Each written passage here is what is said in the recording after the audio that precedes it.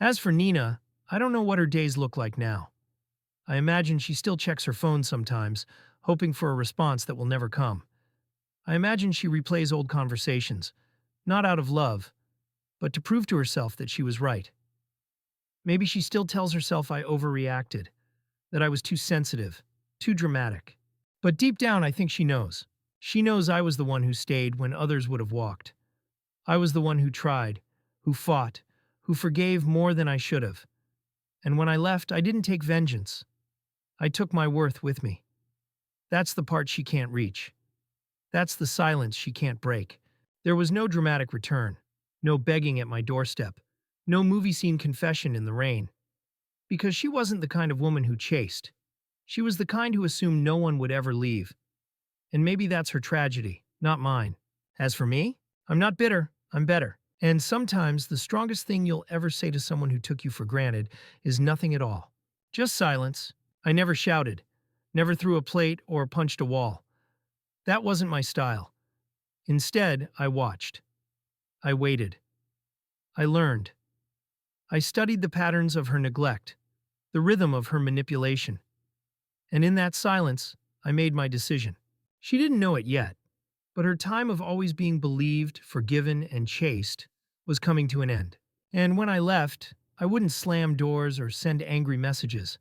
I'd give her something far more unsettling. Silence. There wasn't a dramatic climax. No screaming match, no exposed affair, no sudden betrayal that shattered everything in one blow. That would have been easier in a way. But what broke me wasn't a single storm. It was the relentless drizzle. Day after day, month after month, I stood in that emotional downpour, soaking wet with no umbrella, while she danced under a roof I wasn't invited to. It was a Thursday night, sometime past 11. I had waited up for her again. The glow of the hallway light had turned harsh by the time the front door creaked open.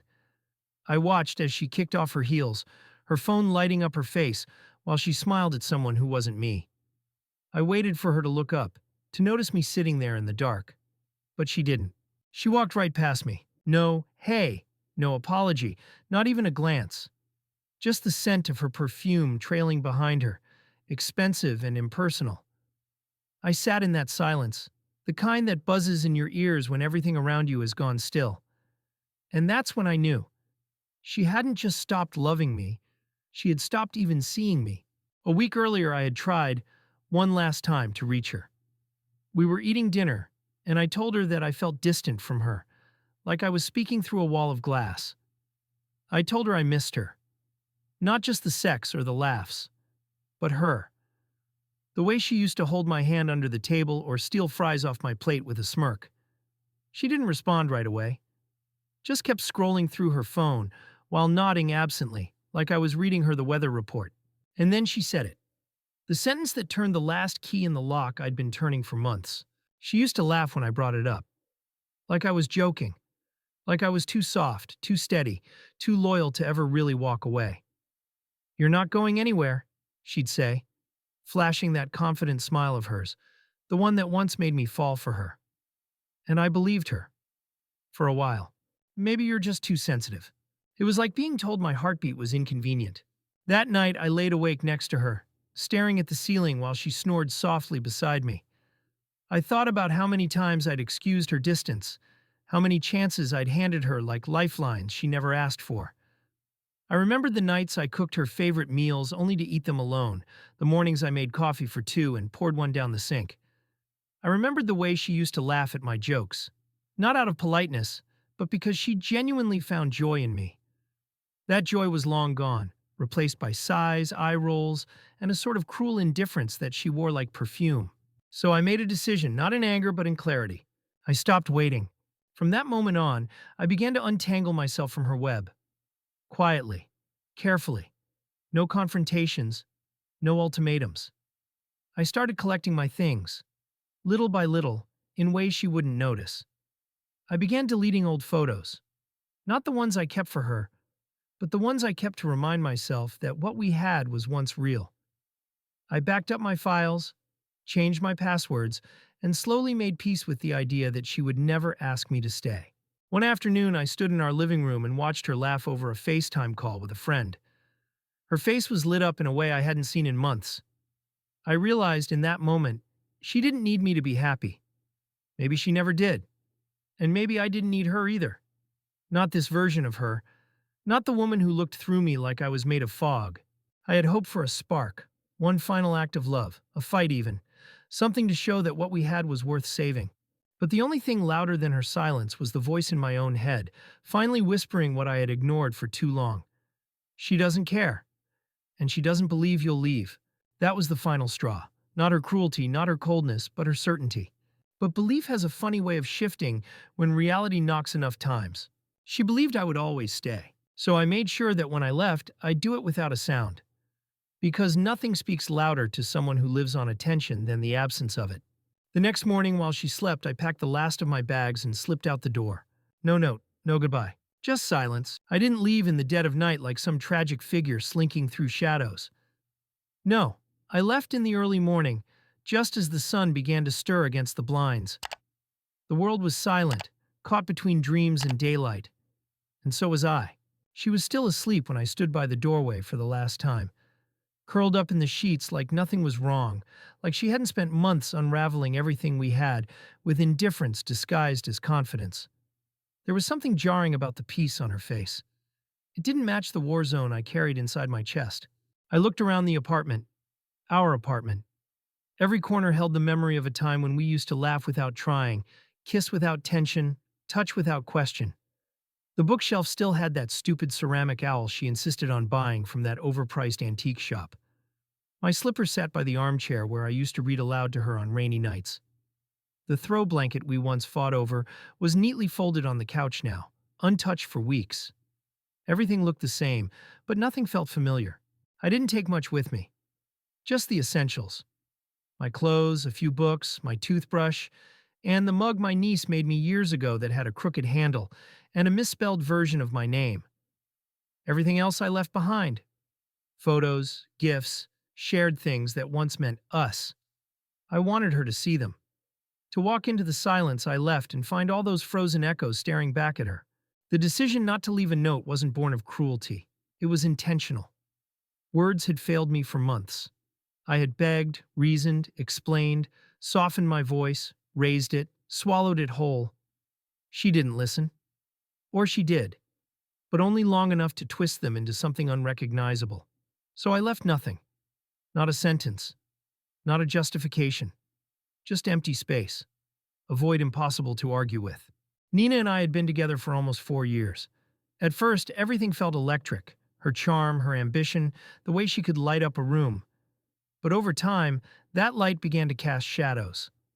Little things started to sting more than they should have. The way she'd brush off my concerns with a quick joke or dismissive wave. The way she'd roll her eyes when I talked about needing more intimacy, more honesty, more us. At first, I chalked it up to stress. Her career, the late nights, the pressure. Silence, I had learned, is not just the absence of sound. It's a force. It carries weight. It echoes longer than noise, longer than shouting ever could. It forces people to sit with what they've done. There would be no confrontation, no final fight. Just me, gone. As I closed the door behind me, the soft click of the latch felt like punctuation. Not an exclamation mark, not a question, but a period. Final, clean. I sat in my car for a while before starting it, hands on the steering wheel, watching the building. I half expected her to wake up, run outside, scream my name like some movie scene where she finally realizes what she's losing. But the windows stayed still. The world didn't react. It never does in real life. The drive away was the quietest part.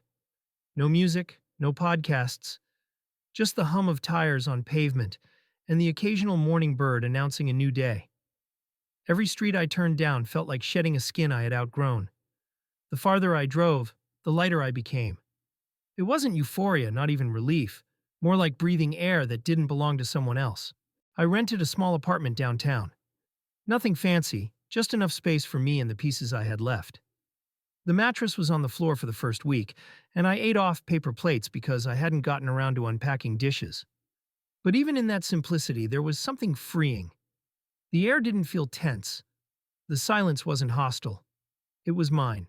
The first morning waking up alone, I poured myself coffee and stood by the window, watching people rush by with lives entirely separate from mine. I felt invisible, but not in the lonely way, in the free way. No one expected anything from me. No one was waiting for me to explain myself or bend myself backwards to prove I was enough. I kept my phone off for a few days. When I finally turned it on, the notifications came in like a flood. Missed calls, messages, Nina, again and again. First curious, then confused, then frantic. Where are you? Why are you not answering? Ethan, are you seriously doing this? But then came the games, each one more desperate than the last. I didn't respond. She hadn't believed I'd leave. She'd pushed, poked, and dismissed me so many times, treating my presence like a constant. Something that would always be there, no matter how recklessly she treated it. But now, she had to face the space I left behind. And the only sound I offered her was the one thing she could never control: silence. I didn't leave her because I stopped loving her. That would have been easy. I left her because I finally started loving myself more than the idea of who I wished she could be. And that made all the difference. At first, Nina didn't take the silence seriously. When she walked in that morning, arms full of shopping bags and sunglasses still perched on her head, she assumed I'd gone out for coffee or a jog. Maybe I was being dramatic, giving her the cold shoulder for one of our latest disagreements. That's how she framed it, one of our moods. She had a habit of labeling things to avoid feeling the weight of them. She noticed the absence of my keys first. The little ceramic dish by the door sat empty, the sound of her heels echoing off the hardwood floor. No jacket on the hook. No shoes by the mat. Still, it didn't register. She called out my name, twice, then a third time, louder. Silence answered. She wandered into the bedroom and saw the half-empty closet. My drawers, open and bare. The charger missing from the nightstand. My favorite hoodie, the one she always stole when she was cold. Gone. Only then did something start to shift in her expression. Subtle, but sharp. If I didn't answer her calls fast enough, I'd hear about it for days. But when she disappeared for hours, you worry too much. When I made dinner reservations or planned weekends away, she'd accidentally double book with friends. When I needed her to be emotionally present, she'd retreat into silence, only to resurface when she wanted something. That push-pull dance wore me down like ocean waves on stone. She called me, straight to voicemail. She texted, no read receipt. Then she opened our shared calendar and saw it blank. Every note I'd written about dinner reservations, birthdays, or reminders to get her car serviced, all gone.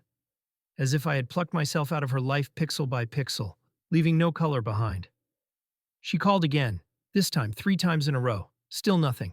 She stood in the middle of the kitchen, surrounded by all the things that used to be ours. The espresso machine she never learned to use, the spice rack she teased me about organizing alphabetically. The space looked the same, but it wasn't. The energy had shifted. The air carried a stillness that wasn't peaceful.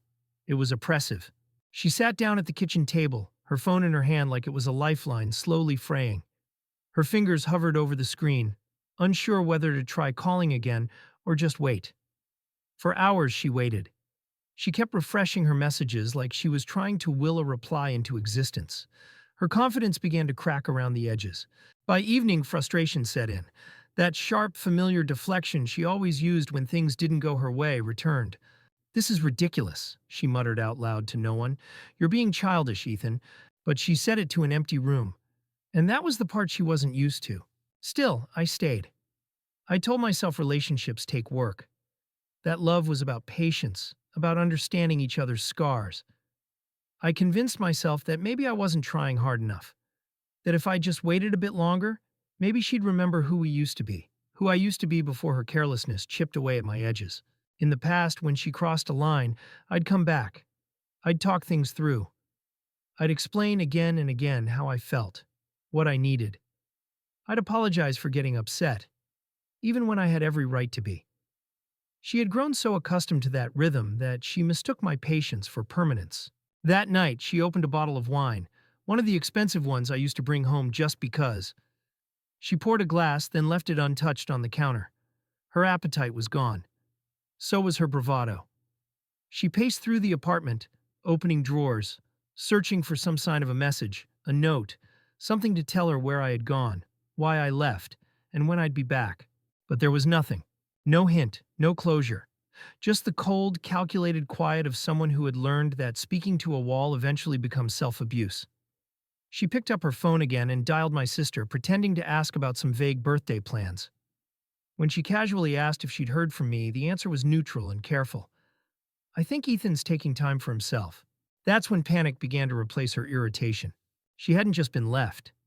She'd been left on purpose, without explanation, without permission to negotiate, without her usual tools of guilt and persuasion.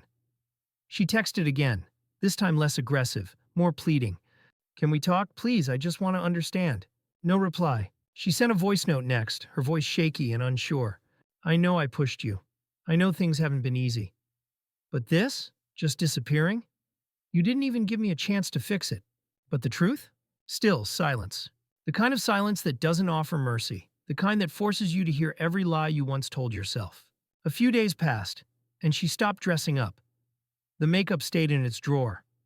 Her phone charger lived beside her hand, just in case I called back. She reread old messages, trying to pinpoint the moment I began to drift. She listened to old voicemails, desperate to hear a voice that no longer belonged to her. The worst part wasn't my absence. It was the realization that her behavior, which she once dismissed as harmless or normal relationship stuff, had been chiseling away at me for years. And now that the sculpture of our life together had crumbled, she stood there, surrounded by the dust of her own making, unable to piece it back together. Eventually, she stopped calling. Not because she was over it, but because the silence had become too loud, too humiliating, too real. She'd lost the one thing she never thought could be taken from her: my presence. And in its place, I gave her something far more permanent: my absence. Weeks passed. She wasn't forgetting. She just didn't care to remember. She thought I'd never leave, that I was too kind, too devoted, that I was hers no matter how little she gave back. The texts stopped coming. The calls dwindled, then disappeared. Her voice, once so constant in my life, even if only in complaint or criticism, became a distant memory. I didn't block her. I didn't need to. Silence was more effective than any digital wall. It was a choice I made every morning I didn't reach for the phone, a habit that formed with surprising ease. There was no rage left in me, no bitterness, just quiet. And in that quiet, I started hearing my own voice again, the one I had silenced for her comfort, bent for her approval, buried for her benefit. I started taking long walks again, the kind with no destination. I listened to music that made me feel like myself, songs I hadn't played in years because she didn't like the lyrics or said the singer sounded too sad. I made coffee exactly how I liked it: strong, black, no sugar. I started sleeping better too, not because I had someone beside me, but because I finally didn't. Grief came in waves, but not for her. I grieved the version of me who stayed too long, the man who waited for change that never came, the man who kept hoping she'd notice he was drowning while she held the bucket. That version of me deserved better, and so I gave him better. Therapy helped. Not because I needed to be fixed, but because I needed space to tell the truth out loud without being gaslit or interrupted. I admitted that I had minimized the damage she caused, rationalized her neglect, even romanticized her coldness as independence. I began to see the cracks for what they really were: the natural result of a foundation built on one person giving while the other took. One day, I ran into a friend who hadn't heard the news. He asked how Nina was doing, and I paused for a long moment before answering. "She's behind me?" And I meant it, not with resentment, but with clarity. She was no longer a weight I carried, no longer a name I flinched at. She had become a lesson, a necessary chapter in a book I was finally ready to write from the beginning again. I never sought revenge. I didn't post cryptic quotes online. I didn't drunk dial her at 2 a.m. That's not who I am. That's who I became for a while, under the pressure of trying to keep something broken from collapsing. But now I simply lived, fully, quietly, authentically. It wasn't one moment that broke me. It was the collection of many, like slow drips carving a canyon. The night she came home and didn't even look at me. The times she made me feel small in front of others, then laughed it off like I was being too sensitive. The apologies that were really just performances, scripted lines with no conviction.